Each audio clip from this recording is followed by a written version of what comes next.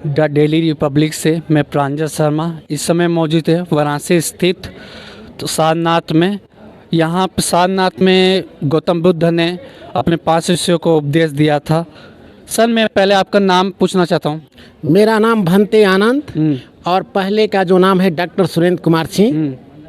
अभी कल सीएम योगी आए थे, शिक्षा पे जोर दिए। क्या लगता है वो उनकी सरकार शिक्षा पे समर्थन दे रही है?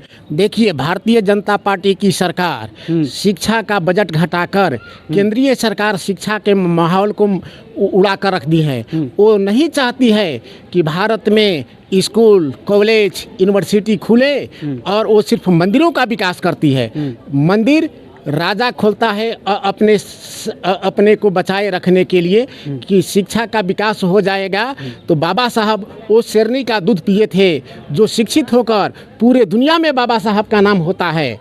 इसलिए ये लोग नहीं चाहते हैं कि कहने के लिए कहते हैं कि सबको शिक्षा सबको काम, लेकिन ये कथनी और करनी में इनका अंतर होता है।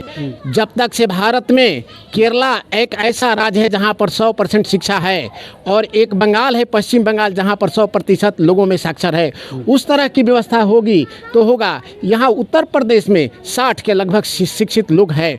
ऐसे मंदिरों और मस्जिदों में आपस में विवाद किया जाएगा तो यहाँ के लोगों के कहने से नहीं होगा न।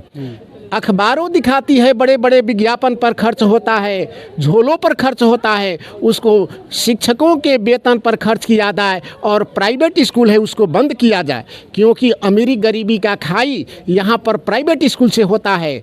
यह भारत की सरकार इतनी इंजीनियरिंग और मेडिकल के फीसों को बढ़ा दी कि आम आदमी के बच्चों को वहाँ पहुँचना मुश्किल हो गया।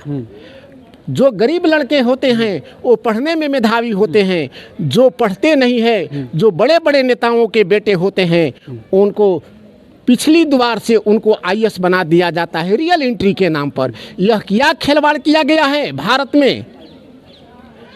और कहा जाता है कि बेटी पढ़ाओ बेटी बचाओ। यहाँ बेटी पढ़ाओ बेटी बचाओ का नारा सिर्फ कागजी नारा है। सिर्फ बेटियों के साथ यहाँ के नेताओं और बाबाओं को रंगरेलियाँ मनाने का काम होता है। कितने लड़कियों के साथ में समाचार पत्रों, सोशल मीडिया के माध्यम से मुझे देखने को मिलता है। ऐसे ढोंगी लोगों को ज़बरदस्ती काउंटर किया जाए और शिक्षा तभी पूर्ण होगा कहने से नहीं, उस पर अमल करने से होगा। कथनी और करनी, जो कहता है जोगी भाई उस कहना को माने तब शिक्षा पूरा होगा, नहीं तो आपका कहना बेकार है, अधूरा है। मेरा दूसरा सवाल यही रहेगा तथागत गौतम बुद्ध से रिलेटिव कि तथागत गौतम बुद्ध ने ना ही अपने आप को ईश्वर घोषित किया, न परमेश्वर घोषित किया, न आत्मा न परमात्मा। आज लोग जो है भगवान बोल रहे हैं, इस पे क्या बोलना चाहेंगे? देखिए, गौतम बुद्ध जो थे एक राजकुमार थे, राजा के लड़के थे, शाक्य गणराज था। कपिल वस्तु आज उसका पिपरहवा गांव है और गनौरिया है। पिपरहवा और गनौरिया 2 है। सिद्धार्थनगर जिला है, पहले बस्ती जिला था।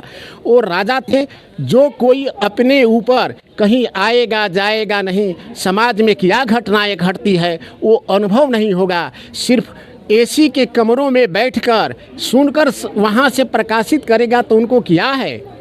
देखा जाए कि ज़मीन भ्रमण कीजिए, स्थल में घूमिए, कहाँ क्या है, कैसा माहौल है, कहाँ किस चीज़ की कमी है, उसको पैदल चलिए। आपको शासक है तो लोकप्रिय शासक बनिए। जनता के मूलभूत सुविधा है, शिक्षा, स्वास्थ्य, कृषि और यातायात का साधन, किसानों के मुआवजा का उचित। अभी जो असामयिक बारिश हुई जिससे किसानों का फसल बर्बाद हो गया है, इसी भगवान बुद्ध का कथन था कि वो ज्ञान है मेरा जो अदृश्य है, जो दिखाई नहीं देता है, जो आकाश है, जो नभ है, सबके नीचे सभी जीव जंतुओं का मेरा कल्याण करना है। चाहे सर्प हो, चाहे चींटी हो, चाहे अदृश्य जानवर हो जो हमें दिखाई नहीं देता है, यहाँ तक कि हम लोग हवा में चलते हैं, इसमें भी हमारे सांसों में कुछ कीटाणु आ जाते हैं, वो भी हमसे दोष होता है।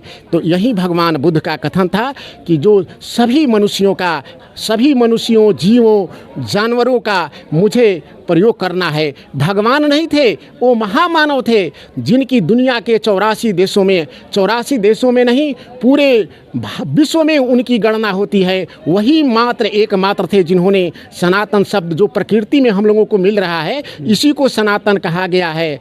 वही विश्व गुरु हुए हैं। जब तक से भारत में बौद्ध धर्म का विकास नहीं होगा, तब तक से भारत विश्व गुरु नहीं बनेगा। कहने से नहीं होगा कि विश्व गुरु है।